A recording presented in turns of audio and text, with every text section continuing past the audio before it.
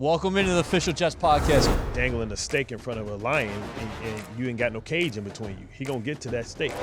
So let's go inside the matchup. A motivated Aaron Rodgers is a dangerous Aaron Rodgers. Game day and every day, score a jewelry touchdown with Kendra Scott. Shop fashion and fine jewelry fit for another winning season at your local store or at kendrascott.com. Shine bright, do good with Kendra Scott. Gentlemen, great to see you both here in studio. I really think you're looking festive. I know people are listening to this audio as well. This is a podcast. Well, I did this to brighten it up, right? Yeah. This is like orange is like the winter color, the fall color, right? The leaves are turning orange. The pumpkins are out there. Pumpkins are out. Pumpkin spice is banging right now. I love pumpkin spice, and you always are showing some South Florida on your wardrobe, a little Such pink. a Florida guy. Somebody has to bring a little Don Johnson to the studio. Yep, okay. So Crockett and Tubbs here. Let's get into it right now. Jeff Ulbrich, the 21st head coach in franchise history. What did you make of the dismissal, and where do we go from here? Of obviously, Robert Saleh finishes his Jets tenure at 20-36. Well, because I'm not in the building like often, I don't know what the vibe is, right? And clearly Woody thought the vibe was off, and maybe thought this team needed a spark. This is a talented roster that's underachieving, but if you look across the league, everybody's underachieving. I feel like this team just hasn't had the collective experience, and they're learning lessons on the fly. And we're watching them, figure out how to make the sauce and cutting it. They sous chef and all the ingredients. They haven't yet to put them in the pot and measure right. And I think that's where we're at. And clearly, when you think about this regime last year, you can think about the intensity and the impatience, right? Because this is supposed to be last year. So we already had to wait a year because we only got 4 games of it. So it's pressure on everybody, and pressure either busts pipes or either creates diamonds. Yep. And we're going to see if Ulbrich can kind of lead. And I'm interested to see how he leads and the impact that he can have on his team, the roster, the way that they go about business, the difference in how it looks in 1 week. It was certainly a move that sent shockwaves throughout the National Football League. No doubt. Yeah. Well, it did because it's so early, and everybody's 3-2 or 2-3. I mean, everybody's kind of jumbled up together, but they've missed opportunities to win games these last 2 weeks. I mean, very winnable games. You lose at home, you can't score a touchdown, you're down the 1 yard line. Something's off. Maybe the spark is what you need. Maybe you need a different voice right now. Maybe there's things that can be fixed during the game, corrected during the game. Maybe the owner thinks like he's got that choice. But I think right now it's really on the players. Like the players I think they got to get more out of practice than what we're seeing on the field on Sundays. And then I think that this team still has the defense is playing fantastic, but that's okay. Like it ultimately it has to come together, and you're going to know it. You're going to feel it. And I don't think that feeling that Bart's talking about is being demonstrated right now in the field. It sounds a little bit odd, I guess, but this team should be better. They should be better. The way the defense is playing, they should be better. Oh. They should have won these last 2 games. And that's something that Woody Johnson made clear, that he thinks this is one of the most talented rosters that he's had in the last 25 years. I second or third. And Jeff Ulbrich said everything's on the table. No stone's going to be left unturned as he looks at the entire operation. I mean, the tough thing is, I don't know if they're in today. Today is what, Wednesday. I don't know if they come. I don't know if they come. Yeah, this is a Tuesday because it's a Monday night game. Right. So I don't know if tomorrow's the first day where the team comes back. Yep. Right, and you talk about hitting the ground running. You have to bring guys in. Address the room. Let everybody know what's going on and what the new standard is. And the standard has to be the standard. You can't compromise. And whenever you have, even though it's the same regime, you can have new emphasis. And I wonder what Jeff Ulbrich's emphasis is going to be about. It's going to be about accountability. It's going to be about execution. It could be about all. Yep. Right, and we'll see that because everybody now is auditioning for playing time because I feel like at this point we're evaluating everything because if we're underachieving, then we have to analyze everything because everything contributes to a win or a loss. I've been a part of a team that fired their coach during the season, and we had the interim head coach, defense coordinator became the head coach, very similar. I mean, that first meeting, you come in and you want to see what the message, like, first of all, everybody was shocked within the team that the move was made. So that's that. And then the new coach, Jeff, he's got to sit in front of the room. A lot of guys, on offense, they're not around Jeff Ulbrich all the time. They're not in meetings with him. They know that he's the coordinator. They know that he's got a big role in the team, but they're not dealing with him day to day on the offense, special teams. So it's the first time that collectively the team gets to hear Jeff's message. Yeah. And he doesn't have a whole lot of time to think about it. Like, he's a football coach. Coaches live in 7-day life cycles just like players do. They're all about game planning, preparation, making sure that the team is prepared for the game. Now he's got a much bigger role. Now, in addition to all those things, administrative stuff. He's got, but also he's got decisions to make game day. Whether it's challenges, okay, are we kicking the field goal, we punt, like all those decisions now are on him. So he's going to lean heavily on these other coordinators right now, but still, game day, the spotlight's going to be on him Monday night in big moments and what you do, because these games are being decided by a call, by a play, by a decision. Like, you see how close this thing is in this league right now. The head coach is under the microscope. He brings a lot of juice. Mm-hmm. Obviously, he's orchestrated a turnaround from the defense. Robert Saleh stuck with him, and he credited Saleh. He gave a lot of gratitude here in his first press conference as head coach, saying that I wouldn't be in this position without Robert. In 21, that defense took its lumps. But now, 4 years later, this Jets defense continues to play at an elite level. So he has been the guy there calling the shots. But to Baldy's points, now you have to look at the entire operation. And game day is going to be completely different. One of the things that I thought was interesting is he said, likely no changes on the staff, but I have to look at roles and responsibilities, and that could mean offensive signal caller and defensive signal caller, because Ulbrich was the guy, obviously, he's calling the plays for this defense. Does he call the plays on Monday night? I mean, we see some guys do it. I believe Todd Bowles still calls the defense. At least I believe so. He does. And you think about, I know we don't think that Andy Reid calls the plays, but Andy calls the plays. Like, come on.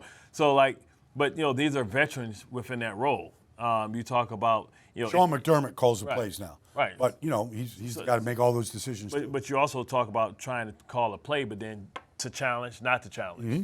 How many timeouts do we have left? How can you handle all that in-game administrative stuff as well and do that? This is something that he's learning to do. Now, he doesn't have a preseason to learn it. He's got to do it right now. So does he hire additional staff to handle challenges? Does he delegate those type of responsibilities? And also the week leading up to. Mm-hmm. Like, now, instead of going and doing his game plan, now I have to address the media. I got to listen to questions and all that type of stuff and address everybody. So, it's a big responsibility.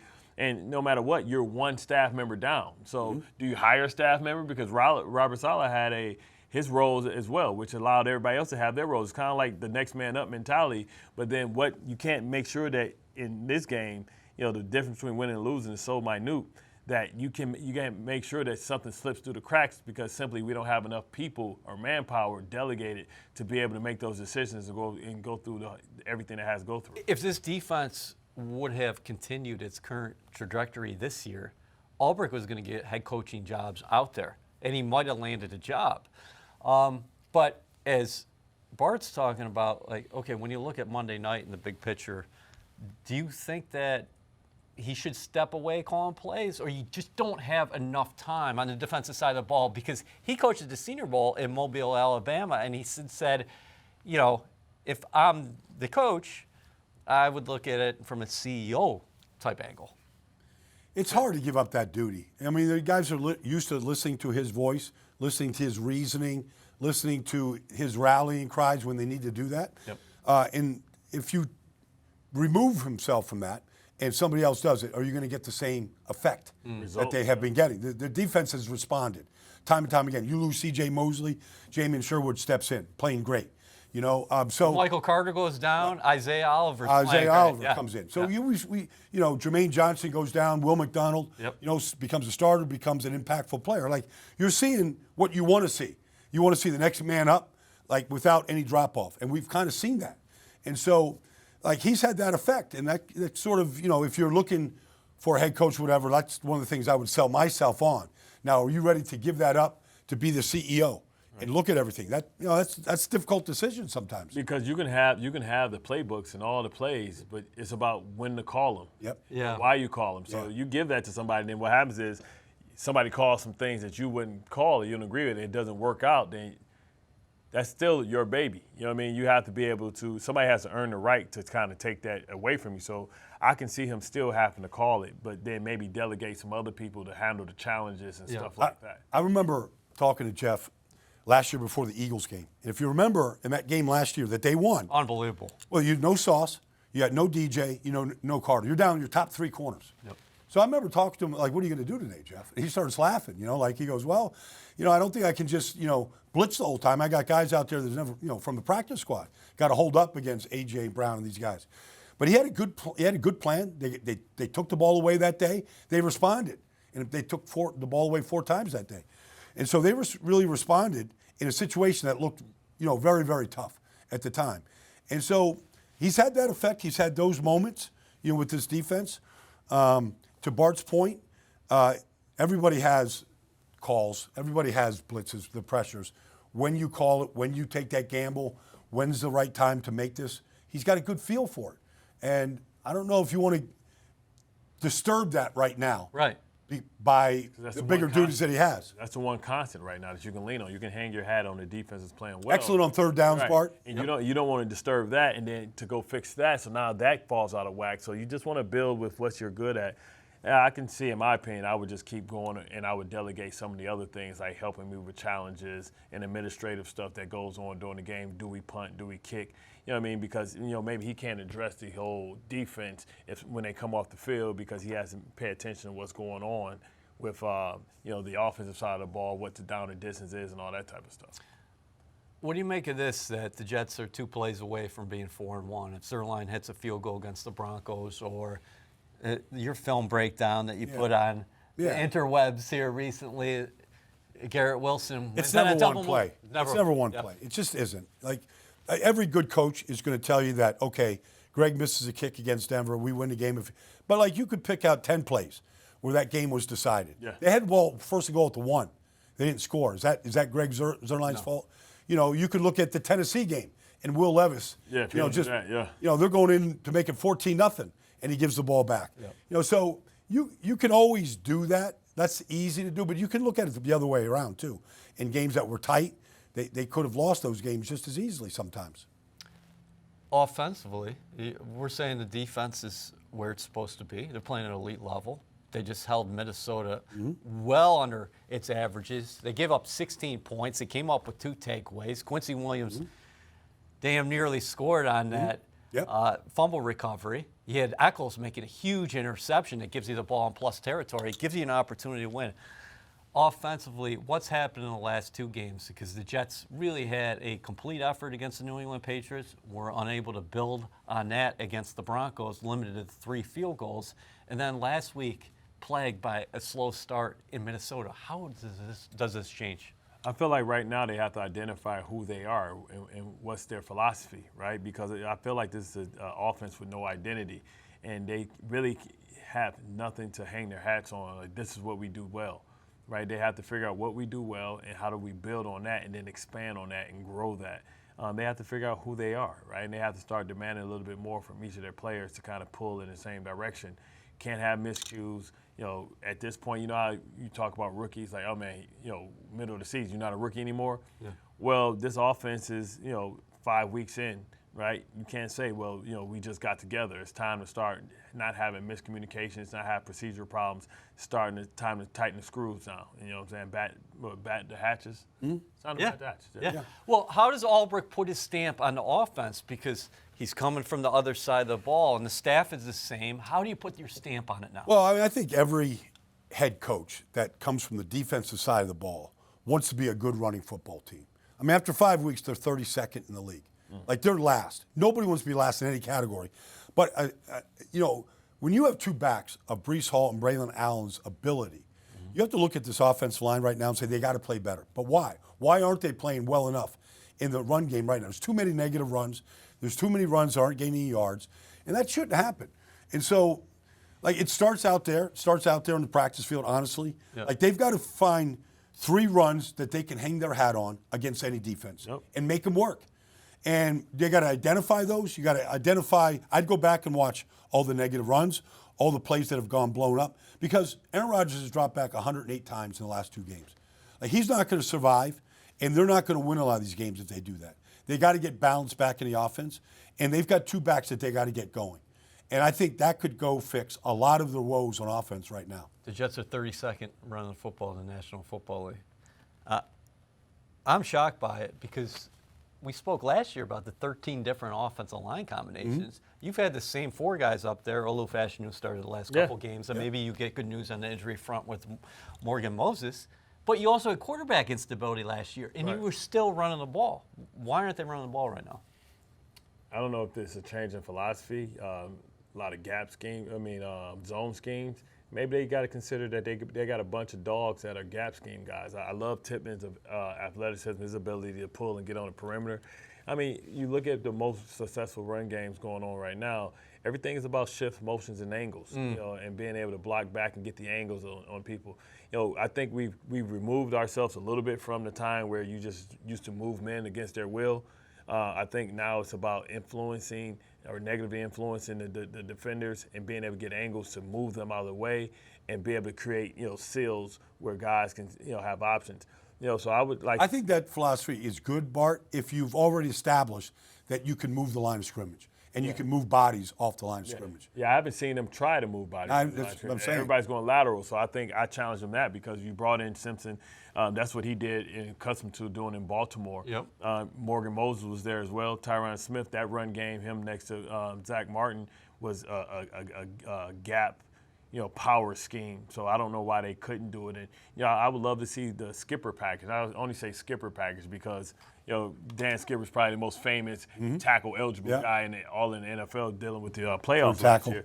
But you have a good one in Fashanu. Yeah. So I mean, I feel like when Go big. Yeah, when Morgan comes back, instead of having a tight end out there, and listen, it's funny, like, because we were talking about this the other day, and we were talking about on my radio show, we were talking about Devontae Adams and what that means, but also getting a nice, nasty fullback out there. You know what I mean? I know Uboa is not back, but you think about guys like Engel and stuff like that. Like, those guys are pivotal, right? It used to be a time where the fullback was Patrick Ricard, and Juice. Right. San Well, Francisco. you've checked. Yeah, exactly. So we're going to let Baldy get out of here because he's man. going to get on Yeah, you got Turnpike right now. He's got to take I care got of another something duty else, here. but the podcast is going to roll on. But he's a hay man. give me 30 seconds on this week's matchup against the Buffalo Bills. Well, look, I mean, it's when you face Josh Allen, you're facing a rare talent. Okay, like there's so many different ways he can hurt you. But the Jets have also forced him to do a lot of turnovers. Yep. He's going to make mistakes. He hasn't thrown an interception yet this year. He has the 2 lost fumbles. Like that, it would be good if you forced him into mistakes. And then I want to see the Jets really establish a run. I want to see them. This is the AFC East. All right, you got a division opponent. You know them as well as you know anybody in this whole business. Like, it's time to make this an emphasis and forget about Aaron's ability and his ability to throw all that. That's good. Let's start running the football. They got 2 big backs. Let's see them work in concert together and get that thing going. Because I think if you're gonna get back on the winning track, and you're gonna start stacking some wins at some point this season and make a play for the division, you got to run the ball a whole lot better. Baldy, great stuff. Shift change. You can take your mic off, and Bart and I are going to roll on here. Official Jets podcast. Footprints. Hey, how much do you love Wednesdays with Baldy, by the way? Oh, it's always informative. You always have a good time, man. We talking ball, man. Yeah, we talk balls, man. That's my guy, man. Yeah. Okay. So this week's matchup, Jets Bills. Do you consider? We talked about this on Jets Game Day. Mm-hmm. Do you consider this a must-win game for the Green and White? They're 1 game behind the Bills in the division. This is just the 6th game of the year. That means there's 11 games after this. You could be 3-3, tied with the Bills. If you lose, you're 2-4. You're on a 3-game losing streak, and you're basically 2.5 games behind the Bills. Yeah, I mean, this is one of those games where you can say, hey, things hasn't gone our way, but we have an opportunity. If all these things have gone badly, how much better would we feel about ourselves and how much people feel about this football team if we get a big win on Monday Night Football in front of our peers in a divisional rivalry game? It's all right there in front of us. I think they have an opportunity. Sometimes you can't really dwell on what happened and how you got here, but you have to be able to figure out, hey, this is how we get out. Is it going to be a Braveheart scene? Do you think the Jets are going to get a jolt from a coaching change here? I think it could, right? It could be a jolt of energy, right? New perspective. Guys who aren't playing, see an opportunity to have a clean slate, to be able to play, to contribute, and just a philosophy, something to rally around. And athletes and teams always thrive or look for the opportunities to have something to rally around and pull together, because right now everybody on the outside is poking holes at this team, at this organization. So the only thing you can do is go to the bunker mentality. How does that resonate in the locker room? Because you get back from London, you get a couple hours sleep Sunday, it's Monday, and then you find out Tuesday that there is a coaching change. If you're a defensive guy, We're shocked. Well, we've lost guys, Mark Carrier guys during the season, during training. During the bye week and stuff like that. But to lose a head coach, that's like your main voice that you hear. But really, your closest relationships are with your coordinators and your position coaches. So, from a football standpoint, I don't think it matters a lot, because it doesn't affect your daily preparation, right? The same person that you listen to for install, you're going to see the same install group.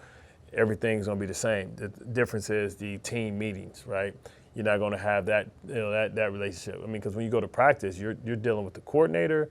You might see the head coach, but you're not talking to the head coach. Yeah. You know what I mean? You're talking to the coordinator. Not a lot of one-on-one. Right. You're on this side, the offense on that side, and the head coach is behind the offense.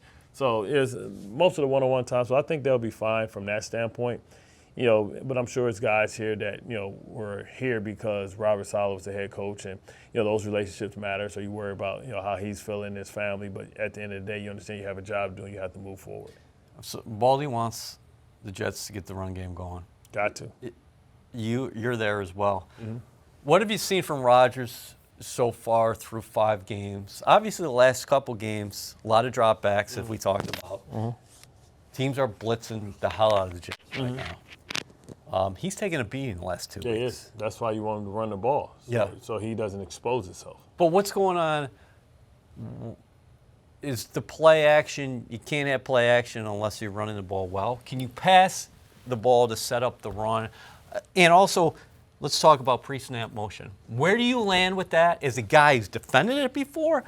Also, from an offensive perspective, if you're looking at the Jets and you're looking at a cure for their ills right now, do you think they should be using more motion?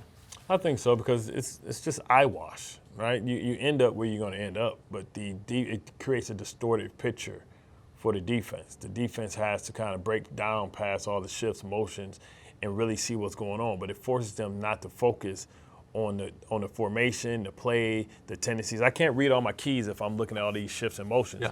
But when I'm able to just line up, come out, and you're going through a long cadence, and you're at the line of scrimmage at 18 seconds, it gives me about 10 seconds to look at the splits of the tackle, look at the posture of the guard, look at the depth of the running back, look at the splits of the wide receivers. It allows me to gather all that information because I don't have to talk to anybody and communicate. Even though it didn't bother you as a player, you think what you've seen so far early in the season, a lot of defenses are struggling. Well, remember, I was with the majority of my groups for a long time. Continuity. So we had seen that. Remember, this group, on the offensive side hasn't been together. It's a collection of great talented players, but they haven't did it together. So from an offensive standpoint, maybe it's difficult to do all the shifts and motions, but if you add them in, just like Aaron says, his cadence is a weapon. Right. So is formations, right? Because it doesn't allow you to see the final picture. So, guys that have to communicate. Not everybody's great communicators, right? And you force the defensive line to have to listen. So now they have to listen instead of paying attention and looking at the ball. They're hearing the communication from the linebacker switching strengths. So now I got to shift. Now I got to go back. Yeah. Is it a half shift, back and forth? So now I'm like, man, I'm tired because now I shifted over here. Then like, we had a blitz on. And so all those things just give people more information than they need, and it messes them up because now they have to see more because you're doing more. So whoever can handle the mental stuff, the mental gymnastics, better should have more success. Why does some veteran quarterback, and I'm not even speaking about Aaron, because he's been open to using it more. He's acknowledged that and said the game has changed because they talked to him 10 years ago and he said, I don't like that. But why do some veteran quarterbacks resist that? Because it all depends on what your upbringing was. Yeah. What systems you grew up in. Yeah. I mean, I feel like if you're in a Sean McVay tree, I mean, that's been an advantage, right? It was always that because it hid the simple runs and the simplicity of the offense, right? Some people like to just go line up and they want to be able to, I'm assuming it gives Aaron the opportunity to read the defense, how they line up. If he's not doing it. But again, Yeah, he's on a record by saying that he's more open to it than he's been in the past. Yeah, well, I feel like, they need to have those conversations because, what was popular, back then, I mean, it's not popular anymore. I mean, remember the bunch was popular. Now you see different formations. Every year it's new things that offense are doing that's unique and causes problems on the defense because what happens is all offseason, the offense is trying to figure out a way how to get an advantage. Offensive coaches, coordinators, and in the offseason, defense are trying to look how to get an advantage and put difficulty on the other side of the ball. So, shifts in motions has been something that's been great. It was great for Buffalo the first 2 weeks when you looked at Jacksonville and they were running around and they couldn't figure out what was going on. They couldn't look at anything because They refused to get out of man coverage. yeah, too. and right. And how many blown plays? So Right. that's what you're looking for because the difference in 3 or 4 blown plays or 1 or 2 blown plays can lead to big plays and touchdowns, easy scores, which is what you always want. Styles make fights. Buffalo's offense is scuffling the last couple of weeks against Baltimore. Baltimore, desperate team. And Against Texans? yeah.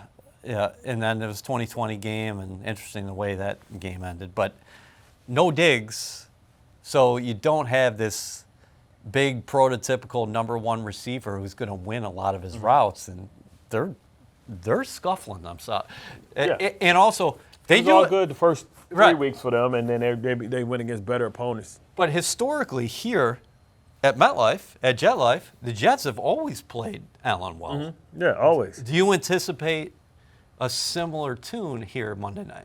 I mean, I do. I mean, you just, this game's going to be tight. Allen's going to make some plays. You're going to make some plays. You just got to make more than the Buffalo Bills. You have to figure everything out, play at a high level, understand what's at stake, play a clean game, make sure that they beat you and you don't lose it, so to speak, by self-inflicted wounds. And I think they'll be okay. Other side of the ball, though, Jets offense got to get going. When you look at the Bills defense, they've been gashed in the run. We saw the Henry long run. We saw the opening touchdown against Houston last week. Do you think that there's going to be opportunities here for the Jets to get that ground game established? I mean, it's always opportunities, but I think it's more about the Jets than it is about the Bills. Ed Oliver, who knows what his status is. Bernard is back, so he's a guy that had the torn pec, and he came back and had instant impact. Yep. I would. If Johnson plays, that would be big for them, obviously. I would attack these safeties. You know what I mean? Coming down, I think that's a weakness of their team. But they have to make plays, and that's what it is. You can't have too many drops. You can't have self-inflicted wounds. If you want to get a victory, you got to play a clean game and see if both sides can execute at a high level. Are you excited to see what happens? I am. After because this is a seismic move. it's money- This is the 3rd time in franchise history the Jets have made an in-season coaching move, and they're not doing this waving the white flag. Woody Johnson's saying that, hey, we're underperforming. I got to make a change because I believe in this team. Mm-hmm. And let's see if they continue to stay active in the trade market, right? To get that one. Oh, perfect transition. Absolutely. So what do you think about Adams being out there? That's the reports right now that the Raiders are openly going to listen to offers. Yeah, I mean they rather do it sooner than later, but then again, they know people need them and want them, so they're trying to get a deal in their favor, and then the Jets or the Saints or whoever else is in the market are trying to get something in their favor. So you got to try and find something in the middle. It's going to be fascinating because It's fascinating to see where it ends up. Because there's probably a couple of mystery teams out there too. When they say Jets and Saints, and the speculation is out there and whatever, we don't know who's making calls to the Raiders. No, exactly. So that's the thing, and I know that he wants to go certain places, but the Raiders have to do what's best for them as well.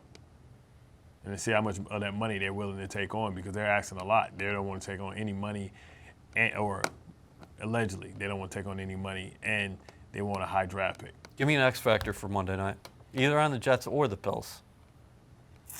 I'll probably say, man, it's time for X factor is somebody that we should depend on, but it has to be Breece Hall. It has to be somebody that can get home run explosives from the run game. X factor has to be the run game because that's what's lacking. We have to protect Aaron Rodgers and keep him out of predictable third and longs. And I'd be remiss if we didn't end on DJ Reed. No, How well has he been playing, Bart? He's playing like all pro. He's playing like a top 5 corner in this league. If he keeps this up, he'll find himself as an all pro. Good stuff. Appreciate it, man.